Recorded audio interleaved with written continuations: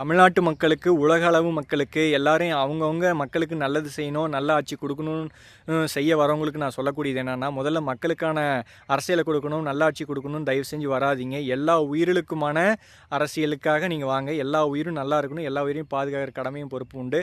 அவங்களுக்கான முதல் அடிப்படை 3 விஷயத்த சொல்றேன். தெரிஞ்சுக்கிட்டு, படிச்சு உணர்ந்து வாங்க. அல்லது வந்திருந்தா படிச்சு தெரிஞ்சு திருத்தம் பண்ணி நல்லாட்சி செய்யுங்க.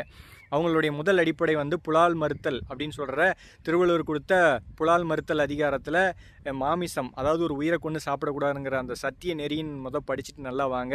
ரெண்டாவது, வள்ளலாருடைய மனுநீதி சோழ சக்கரவர்த்தி மனுமுறை கண்ட வாசகம் நீதி நூல், அந்த நீதி நூலை முழுசாக படிச்சுட்டு வாங்க.